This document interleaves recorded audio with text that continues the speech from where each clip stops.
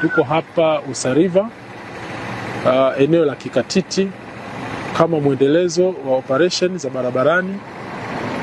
Lengo ni kuangalia hali halisi ya magari yanavyosafirisha abiria nyakati za usiku. Na tuseme kwamba sasa hivi magari mengi yanasafiri usiku na abiria wengi wanapenda kusafiri usiku. Kwa hiyo jeshi la polisi tumeona ni muhimu na sisi tukaenda nao sambamba ili kuweza kujua changamoto zinazokuwepo nyakati za usiku. Tulichobaini ni kwamba kwa baadhi ya magari yanajaza sana kupita kiasi.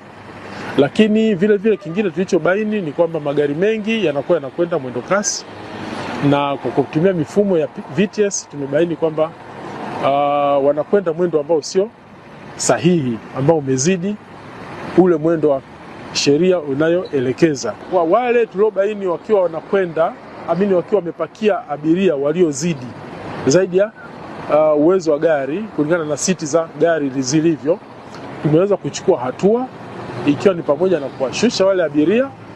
Lakini kuwashusha abiria ni pamoja na kuwarudishia nauli zao ili kwamba waweze kupata usafiri mwingine. Lakini vile vile tulikuwa sambamba na mamlaka ya LATRA kwa wale waliokuwa wamezidisha abiria, lakini vile vile wengine walikuwa hawatoi tiketi ambazo zinazostahili.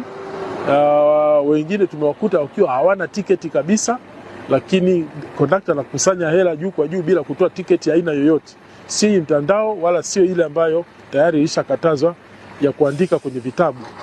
Wao tuliweza kuandikia faini kwa kupitia mamlaka za LATRA na waliweza kulipa faini hizo. Kwa wale waliokuwa wanakwenda mwendo kasi zaidi ya ule mwendo ambao umeelekezwa, walioandikiwa faini kulingana na maeneo waliokuwa wamezidi na idadi ya maeneo waliozidi. Lawama zimepelekwa sana kwenye madereva wa mabasi kwamba wamekuwa ni wakiukwaji wakubwa wa sheria za usalama barabarani, na kwamba wamekuwa wakifanya vurugu nyingi barabarani za uvunjaji wa sheria. Ningetoa wito kwa madereva wa mabasi tufuate sheria za usalama barabarani, tufuate kanuni zote zinazotuongoza za barabarani, ili kwamba abiria wale wanaosafirishwa katika mabasi hayo waweze kwenda na kufika salama safari zao na bila kupata changamoto yoyote. Operesheni hii ni endelevu usiku na mchana, na tutaendelea kufuatilia magari barabara zote.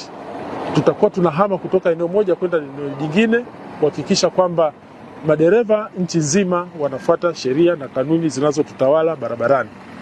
Endapo kaendelea kufanya makosa barabarani, basi jeshi la polisi hatutasita kuwafungia leseni zao kwa kipindi, au kama watakuwa wanafanya makosa yale hatarishi ambayo yanaweza kukosti maisha ya watu, tunaweza tukawafuta katika mfumo wa udereva, ili dereva huyo akafanye kazi zingine, kwa hiyo kazi za udereva zitakuwa zimemshinda.